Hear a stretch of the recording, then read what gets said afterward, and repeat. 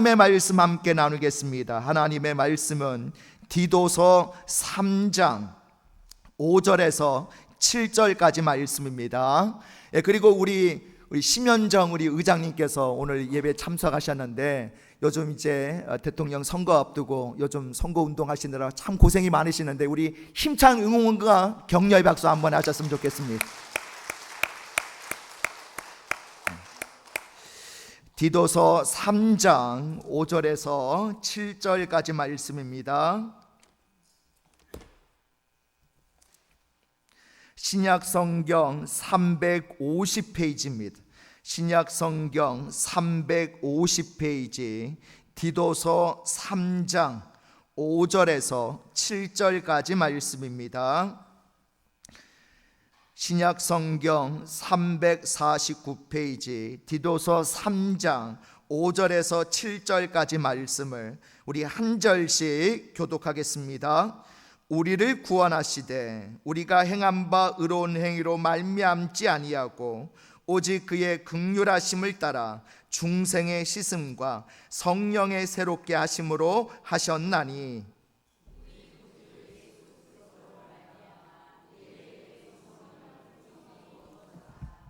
우리 7절 같이 했습니다.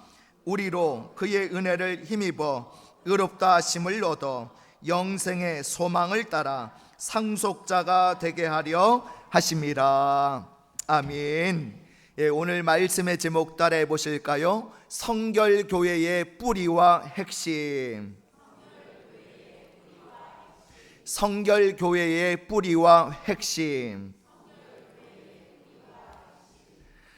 오늘은 무슨 주일이라고요? 성결교회 주일입니다. 여러분, 성결교회의 뿌리에 대해서 아십니까? 자, 이거를 모르면 성결교회 교인이라고 말할 수가 없죠. 자, 여러분의 가문의 뿌리에 대해서는 아십니까? 자, 저 같은 경우는 제가 박씨잖아요. 저는 박혁것의 217대 손, 밀양 박씨의 청운 공파 56대 손. 뻥입니다. 몰라요. 모릅니다. 자, 근데 아시는 분들 있죠. 우리는 어디 무슨 씨, 무슨 파, 이렇게 몇 대손, 이거 아시는 분들 있더라고요.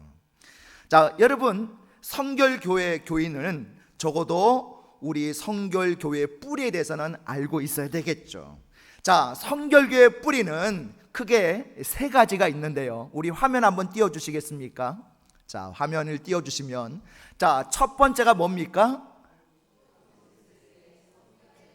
같이 한번 읽어보겠습니다. 시작. 존 웨슬리의 성결의 복음. 자, 이것이 우리 성결교회의 첫 번째 뿌리예요. 자, 우리 성결교회는요, 16세기 종교개혁으로 세워진 개신교회에 속하는 순수한 복음주의 교단입니다.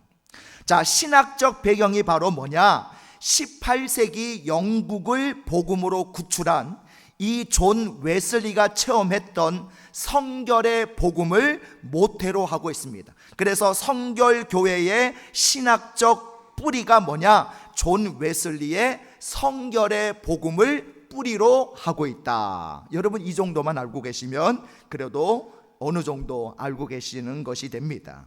자, 그리고 두 번째가 또 뭐냐? 성결교회의 두 번째 뿌리. 자, 같이 있습니다. 시작. 복음주의 운동. 자, 이 웨슬리가 체험한 성결의 복음을 이제 이런 사상을 이어받은 운동이 바로 복음주의 운동인데요. 이 복음주의 운동이 영국에서 어디로 넘어가느냐? 미국으로 넘어가게 돼요. 그래서 1900년을 전후로 해서 미국에서 활발하게 이 복음주의 운동이 일어나게 됩니다. 자, 그래서 우리 성결교회 뿌리는 이 두 번째 복음주의 운동의 뿌리를 두고 있다는 거예요. 자, 성결교회 뿌리 세 번째. 자, 같이 읽습니다. 시작. 카우만과 길버른의 동양 선교회. 자, 이때 이 영국에서 미국으로 넘어온 이 복음주의 운동을 한참 이 운동이 퍼져 있을 때에, 자, 그때 미국 사람이었던 카우만과 길보른이라고 하는 이 두 사람이 이 복음주의 운동을 통해서 너무나 뜨거운 은혜를 체험하게 된 거예요.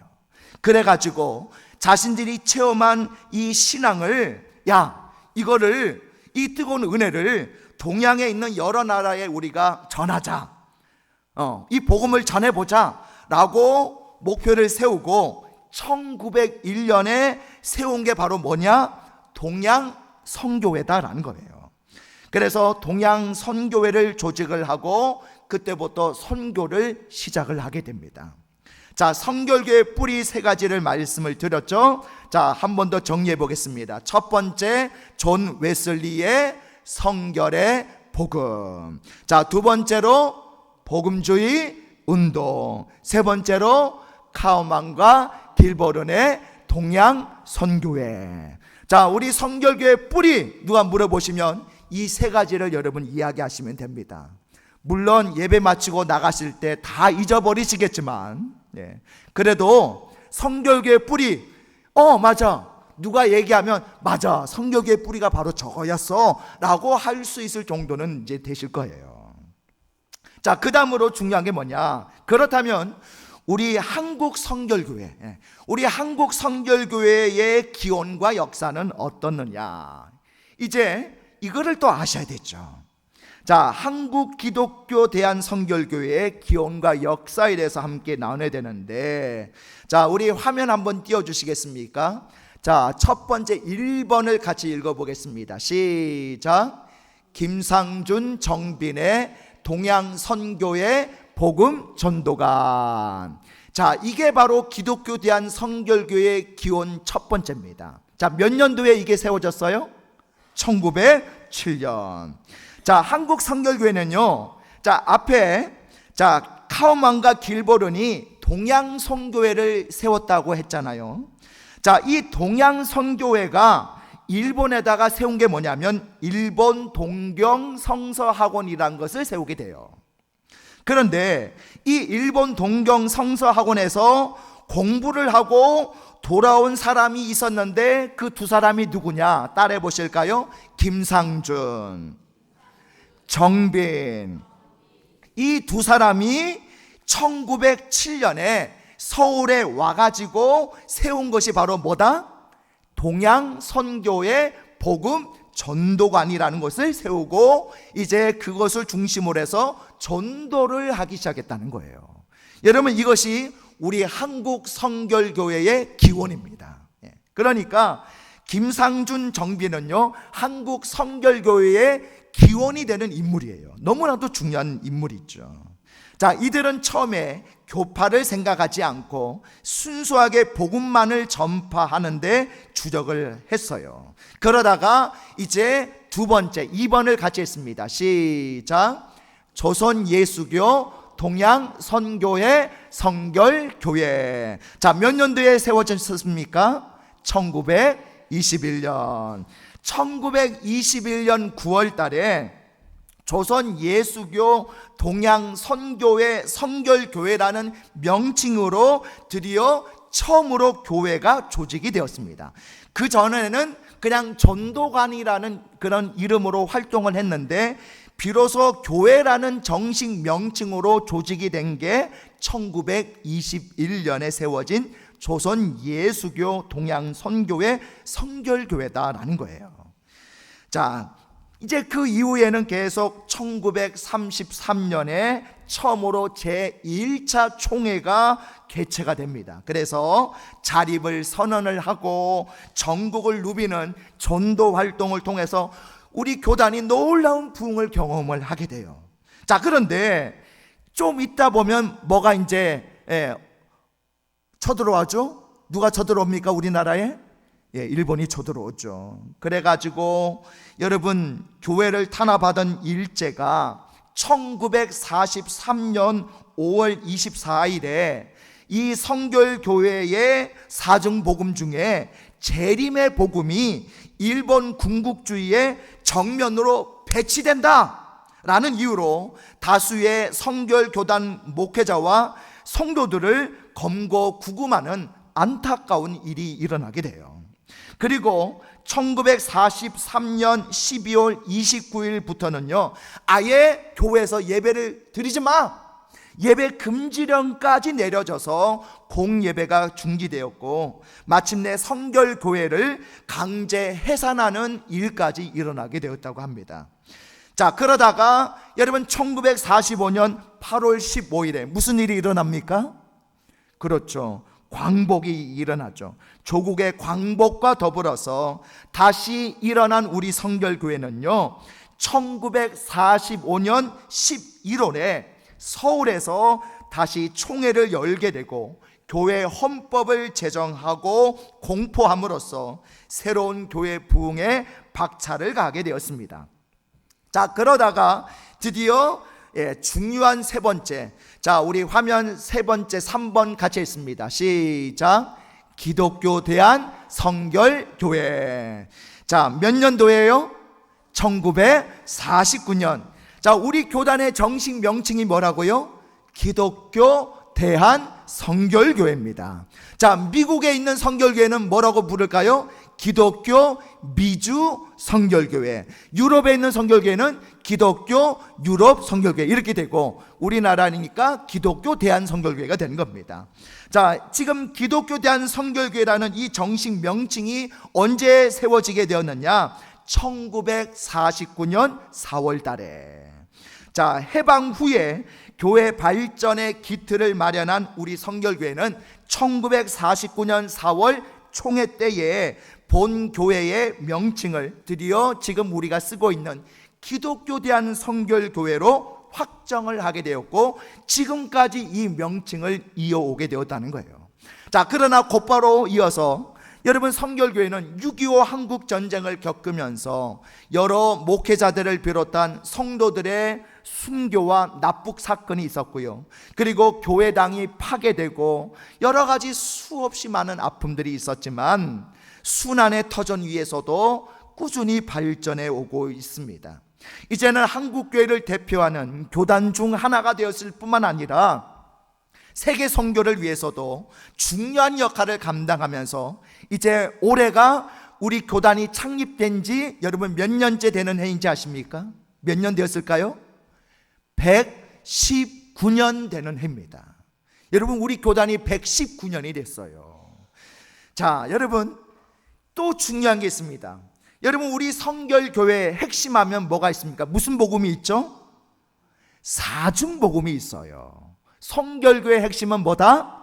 사중복음. 한번 따라해 보실까요? 사중복음. 여러분 사중복음의 뜻이 뭡니까?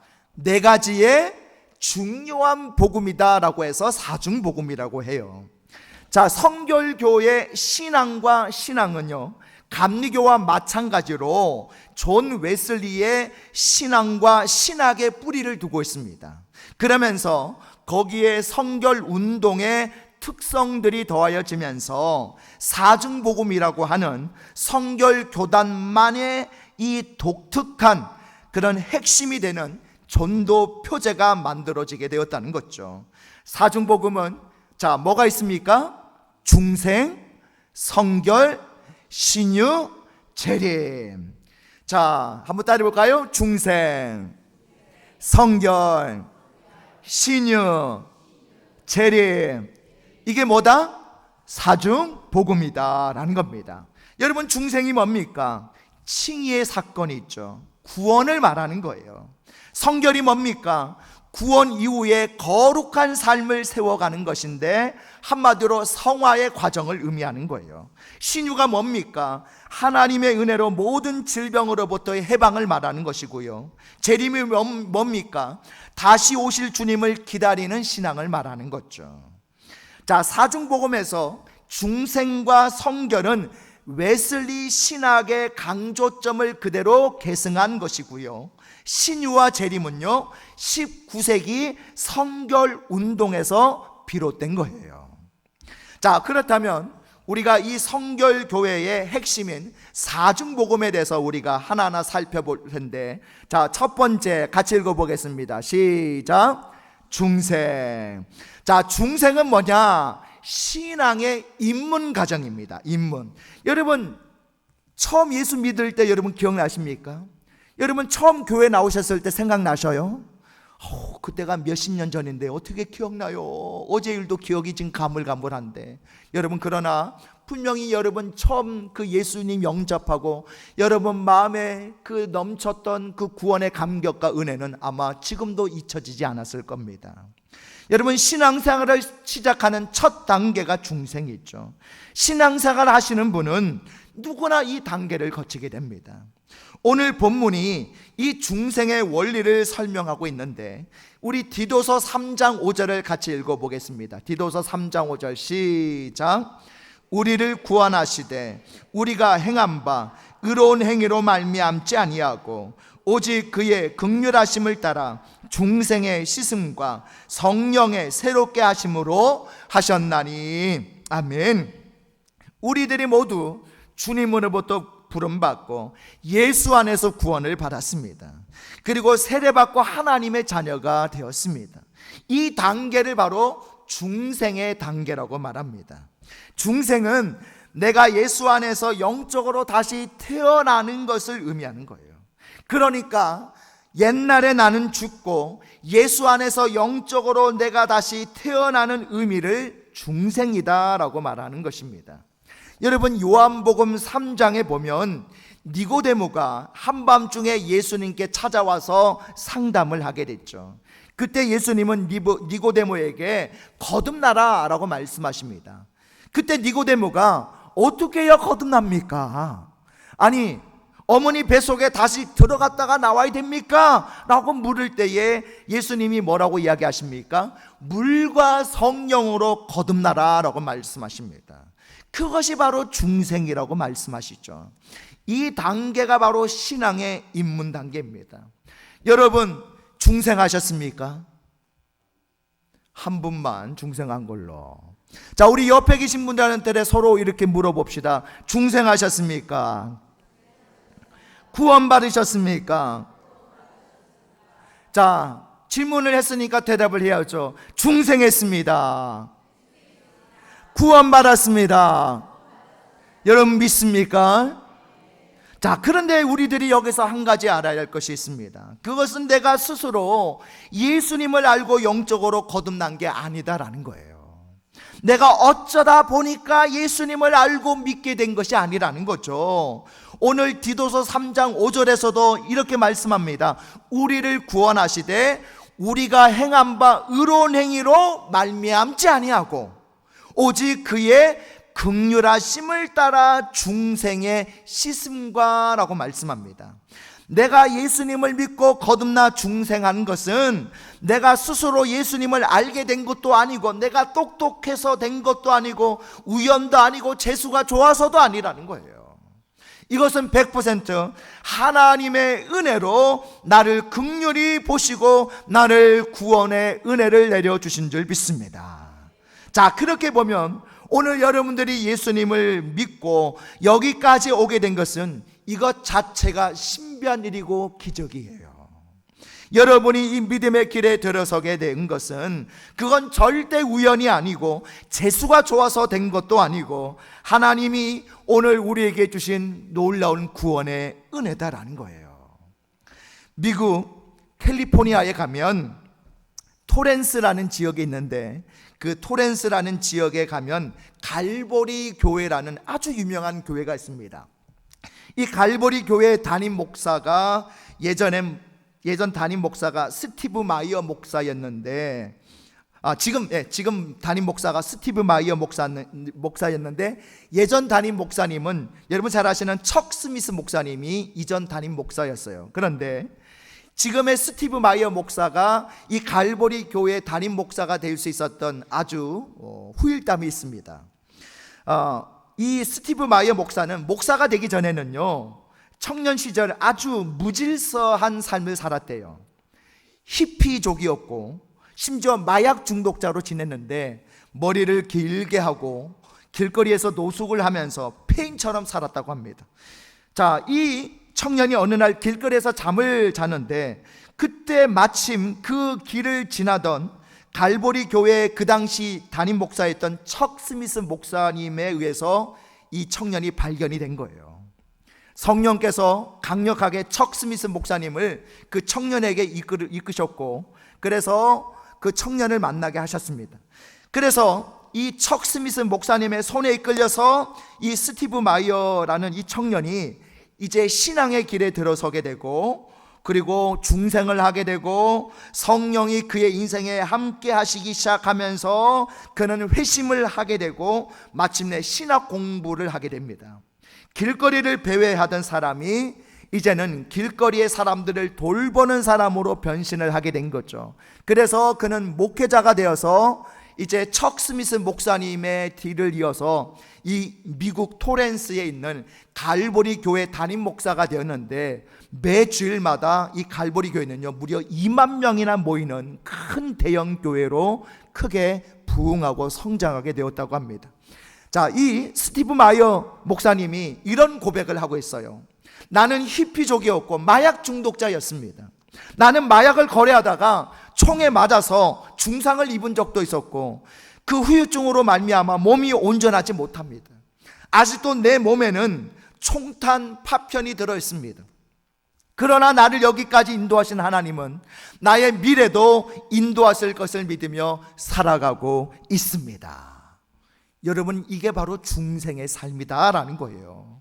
중생은 사람으로 하여금 영적 사람으로 다시 태어나게 만듭니다. 우리 성결교회가 바로 이 중생을 강조하고 있습니다. 여러분, 이 중생의 은혜가 날마다 더하시기를 주님의 이름으로 축복합니다.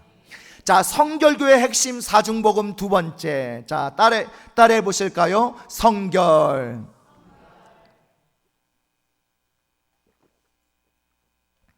자, 신앙인이 중생의 단계를 지나면 신앙이 성장하게 됐죠. 신앙 성장이란 게 어느 날 한꺼번에 성장하는 게 아닙니다. 영적 성장이란 건요, 오랫동안 조금씩 점진적으로 성장하게 되는데, 이 성장하는 과정 중에 수고도 노력도 기도도 때로는 실패도 훈련도 동반되게 되는 거예요. 신앙은 그렇게 성장하게 되는 겁니다. 신앙이 이렇게 성숙하게 되면 영적으로 점점 단단해져 가게 돼요. 처음에는요, 작은 시험 앞에서도 넘어지고 시험 들고 막 괴로워하는데, 이게 영적으로 성장하게 되면 웬만한 시험 앞에서도 꿈쩍도 하지 않게 되는 거예요. 생각과 판단과 행동과 결단이 달라지게 됩니다. 그리고 분명한 뜻을 세우게 되고 주님의 뜻을 이루며 살아가려고 힘쓰게 됐죠. 그렇게 해서 정결하고 깨끗하고 중심 있게 살아가는 삶의 내용을 성결이라고 말하는 것입니다. 그때부터 세상에서 죄를 멀리하려고 애를 쓰게 되고요, 그동안 가지고 있던 세상적인 습관들과 취미들을 정리를 하고 성결하게 살아가려고 애를 쓰게 된다는 거예요. 자, 우리 옆에 계신 분들한테 우리 서로 이렇게 한번 질문합시다. 성결한 삶을 살고 계십니까? 시작. 한 번 더 질문할 때 눈을 째려보면서, 눈을 정통으로 째려보면서 한 번 더 질문하시죠. 성결한 삶을 살고 계십니까? 시작. 어떻습니까? 상대방의 눈빛이 진실합니까? 자, 우리 서로 이렇게 한 번 더 고백합시다. 성결한 삶을 살고 있습니다. 시작. 자, 한 번 더 눈을 보고, 자, 서로 눈을 마주치면서 시작.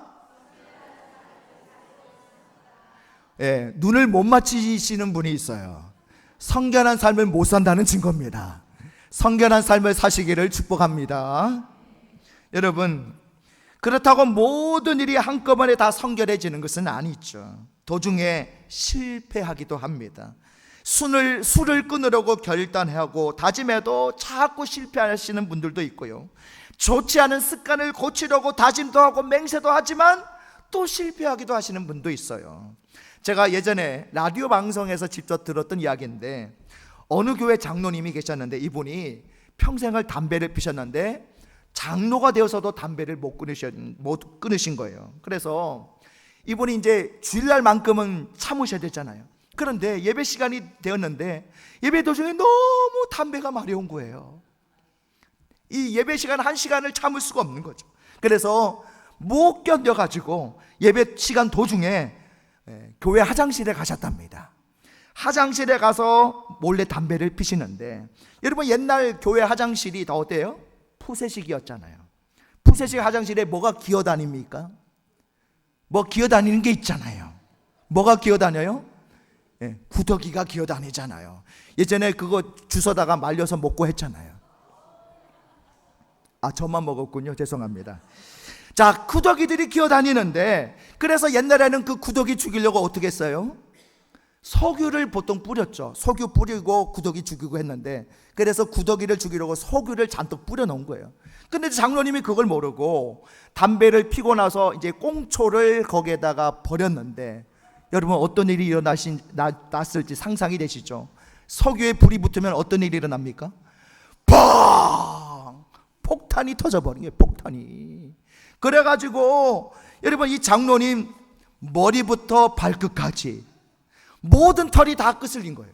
모든 털이 다 끄슬리고 특히 엉덩이 부분은 3도 화상을 입으셨어요.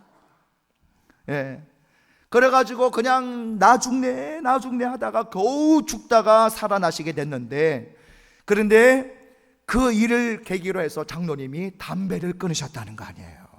할렐루야. 여러분, 우리는 이런 경험들을 통해서 나의 무지함과 나약함과 나는 아주 보잘것없는 사람이구나 하는 것을 알게 되는 거죠. 그래서 필요한 게 뭐냐? 성령 세례를 받는 일입니다. 성령이 내 안에 내주하시면 그런 유혹들을 내 힘으로만이 아니고 성령이 주시는 힘으로 물리칠 수 있다라는 거예요. 여러분, 베드로가 예수님을 3번씩이나 부인하지 않습니까?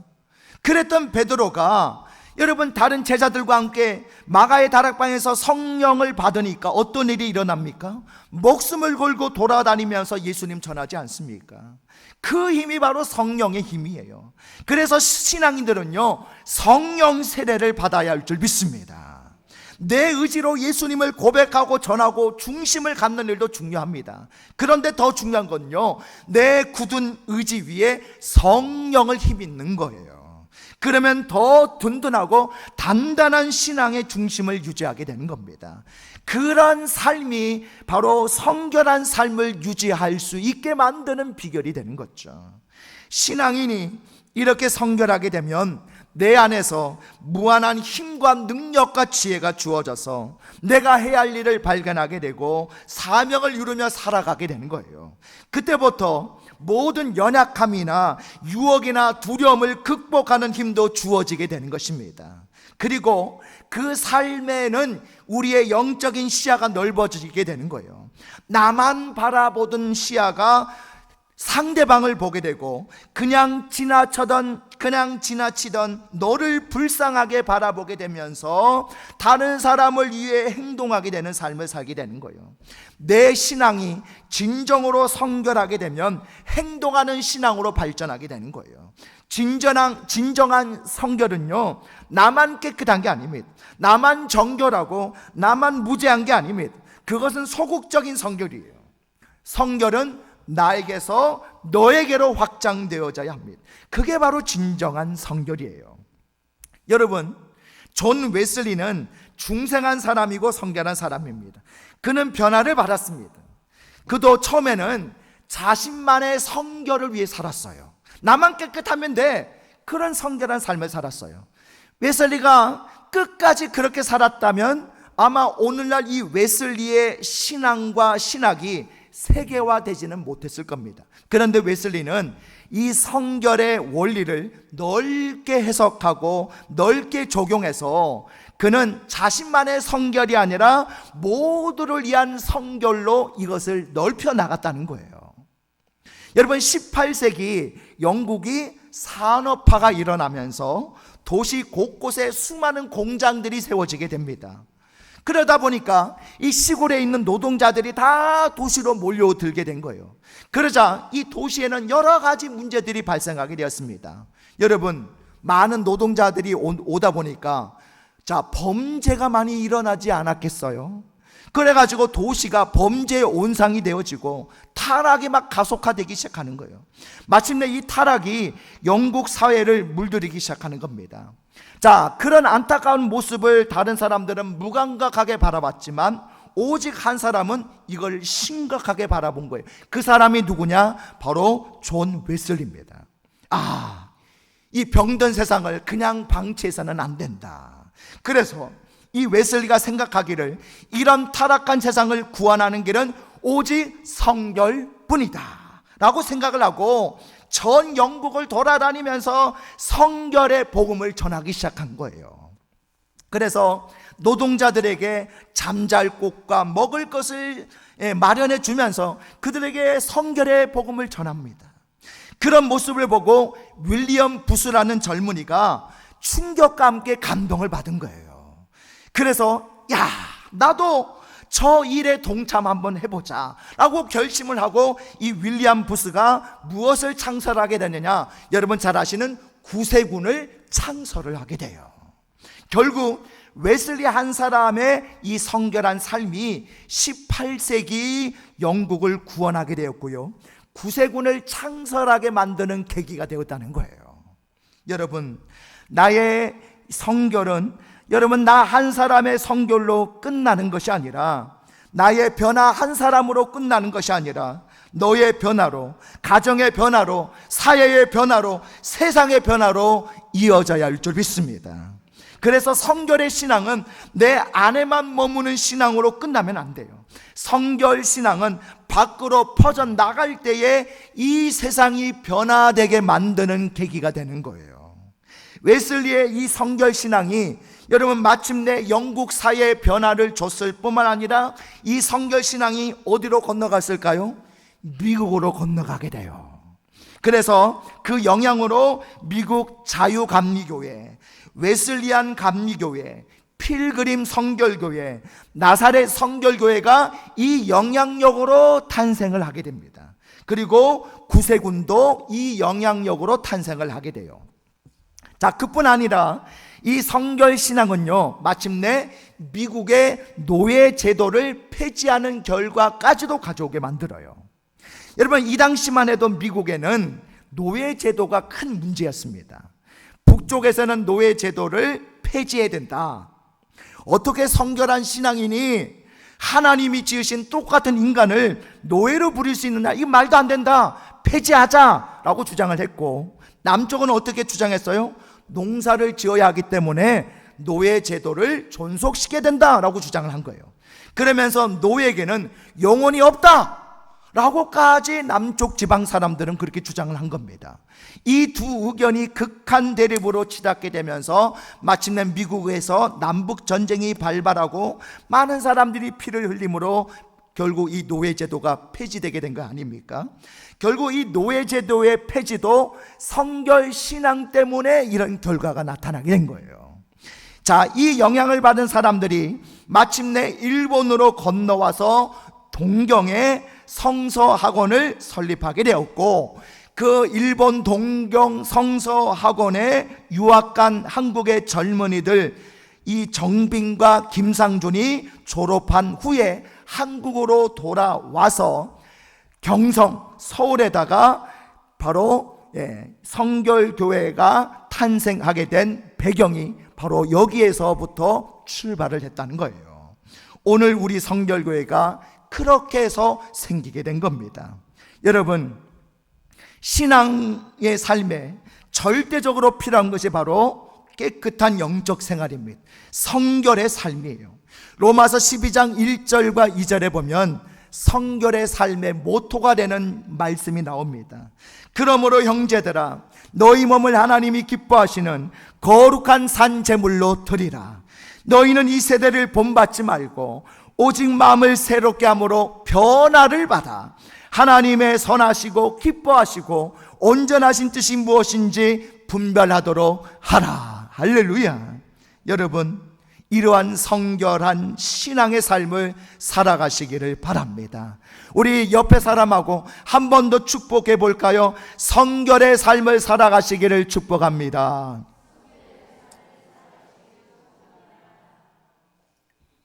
자, 세 번째입니다. 성결교회 핵심 사중복음 세 번째 따라해 보실까요? 신유. 자, 신유하면 가수 이름을 먼저 떠오르시는 분들이 있는데 트로트 가수 중에 신유라고 있죠. 자, 국어 사전을 보면 신유에 대해서 이렇게 정의를 합니다. 하나님의 은혜로 병 고침 받는 은혜라고 설명하고 있습니다. 여러분, 복음서를 보시면 병자들이 예수님께 와서 고침을 받고 돌아갔죠. 쉽게 말하면 병 고침 받는 은혜를 신유라고 말합니다. 자, 그런데 여러분, 신유에도 크게 몇 가지 종류가 있습니다.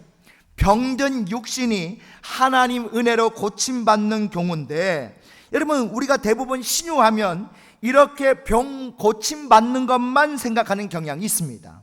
자, 그런데 우리가 모르는 또 하나의 신유가 있습니다. 뭐냐? 나도 모르게 고침받는 신유가 있다는 거예요. 내 몸 안에서 나도 모르는 사이에 병이 발병했다가 나도 모르는 사이에 하나님의 은혜로 자연 치료되는 신유가 있다는 거예요. 이게 더 높은 차원의 신유입니다. 그러니까 병을 자각하지도 못했는데 하나님이 알아서 고쳐주시네. 할렐루야.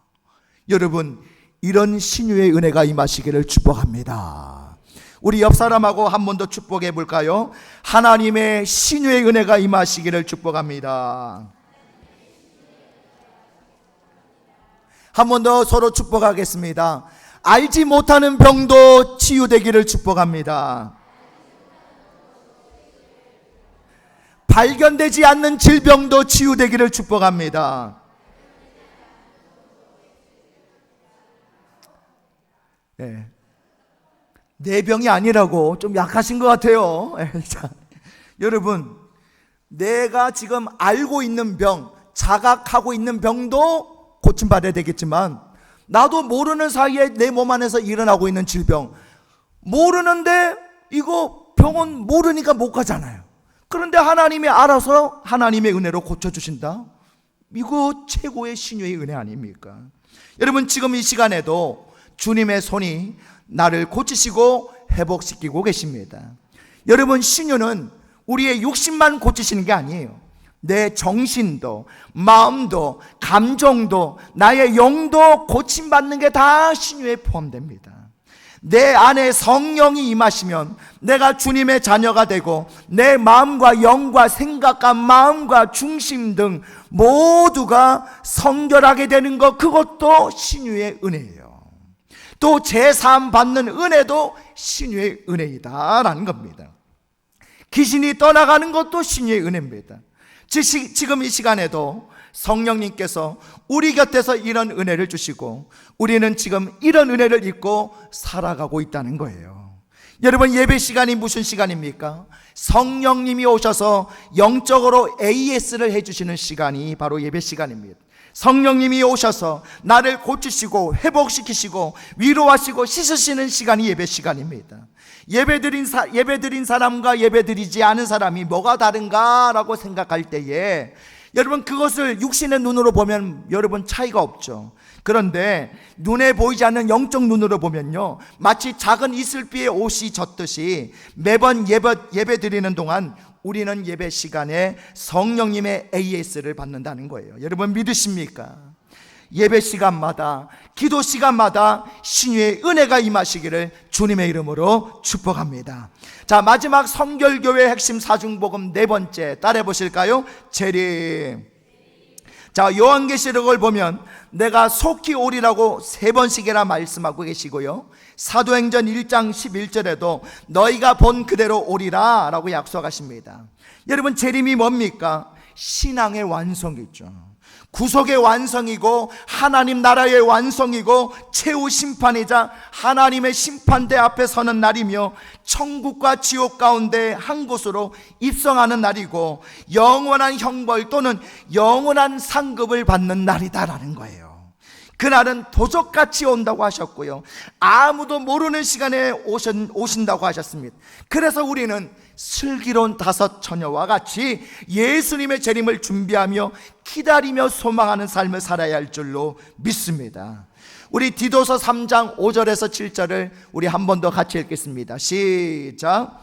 우리를 구원하시되 우리가 행한 바 의로운 행위로 말미암지 아니하고 오직 그의 긍휼하심을 따라 중생의 씻음과 성령의 새롭게 하심으로 하셨나니 우리 구주 예수 그리스도로 말미암아 우리에게 그 성령을 풍성히 부어주사 우리로 그의 은혜를 힘입어 의롭다 하심을 얻어 영생의 소망을 따라 상속자가 되게 하려 하심이라. 아멘. 여러분, 성결교회 성도로서의 자부심과 긍지를 가지시기 바랍니다. 또한 성결교회 사중복음인 중생, 성결, 신유 재림에 대한 분명한 신앙과 확신과 경험이 함께 하시기를 바랍니다. 그래서 자랑스러운 성결교회, 자랑스러운 성결교회 교인들이 다 되시기를 주님의 이름으로 축복합니다. 우리 말씀 정리해 보겠습니다. 성결교회 핵심 사중복음, 우리 중생 성결 먼저 같이 읽겠습니다. 중생 시작. 예수 믿고 구원받아 하나님의 자녀로 거듭나는 것. 성결, 주님의 뜻을 이루며 살아가기 위해 세상과 죄악과 타협하지 않는 것. 신유 시작. 영혼 육이 하나님의 은혜로 치유되고 회복되는 것. 재림, 예수님께서 다시 이 땅에 오셔서 심판하시는 것. 오늘 성결교회의 뿌리와 또 사중복음의 핵심, 여러분 꼭 기억하시는 저와 여러분 되시기를 주님의 이름으로 축복합니다. 우리 다 같이 일어나셔서 우리 주여 한번 부르시고 합심으로 기도하실 때 두 가지 기도 제목 가지고 기도하겠습니다. 첫 번째는 우리 교단의 뿌리와 사중복음인 중생성결 신유 재림에 대해 바르게 알게 하시고 사중복음에 대한 분명한 믿음이 있게 하소서. 두 번째로 창립 119년을 맞이한 우리 교단과 성결교단에 소속된 모든 교회들을 축복하셔서 지역 복음화와 세계 선교와 하나님 나라 완성을 위해 쓰임받게 하소서. 우리 다 같이 주여 한번 부르시고 합심으로 기도하겠습니다. 주여 하나님, 오늘 성결교회 주일을 통해서 우리 교단의 뿌리와 사중복음인 중생성결 신유 재림에 대해서 바르게 알기를 원합니다. 중생은 예수 믿고 구원받아 하나님의 자녀로 거듭나는 것입니다. 성결은 주님의 뜻을 이루며 살아가기 위해 세상과 죄악과 타협하지 않는 것입니다. 신유는 영혼 육이 하나님의 은혜로 치유되고 회복되는 것입니다. 재림은 예수님께서 다시 이 땅에 오셔서 심판하시는 것입니다. 오늘 이 사중복음에 대한 분명한 믿음이 있게 하옵소서. 창립 119년을 맞이한 우리 교단과 성결교단에 소속된 모든 교회들을 축복하셔서 지역 복음화와 세계 선교와 하나님 나라 완성을 위해 쓰임받게 하여 주시옵소서. 사랑의 하나님, 우리 교단의 뿌리와 기원, 역사, 그리고 사중복음인 중생성결 신유 재림에 대해서 바르게 알게 하시고 사중복음에 대한 분명한 믿음이 있게 하여 주옵소서. 창립 119년을 맞이한 우리 교단과 성결교단에 소속된 모든 교회들을 축복하셔서 지역 복음화와 세계 선교와 하나님 나라 완성을 위해 쓰임받게 하여 주시옵소서. 예수님의 이름으로 기도드리옵나이다. 아멘.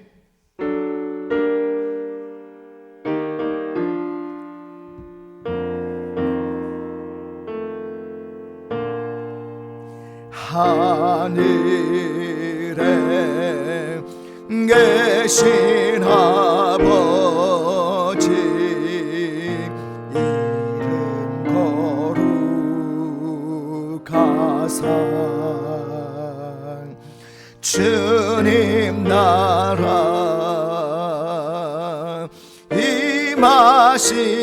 임하시고 뜻이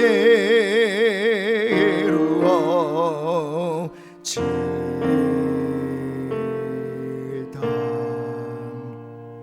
일용할 양식 주시고 우리들의 큰 죄 다 용서하옵시고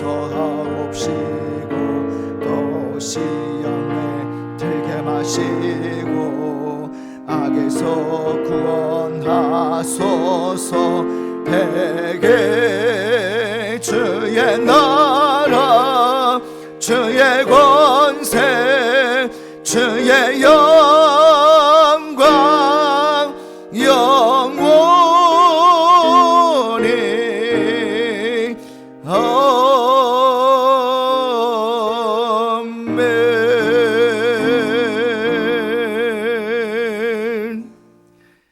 이제는 우리 주 예수 그리스도의 은혜와 하나님 아버지의 무한하신 사랑하심과 성령님의 감화감동 충만하신 은혜와 역사가 우리 성결교회 주일을 통해서 성결교단의 뿌리와 기원, 그리고 사중복음의 분명한 믿음을 가지고 오늘 이 교단과 교단에 소속된 모든 교회들이 하나님의 나라와 영광을 위해 쓰임 받을 것을 다짐하고 결단하는 우리 믿음의 권속들 머리 위에 지금부터 영원토록 함께 있을지어다. 아멘.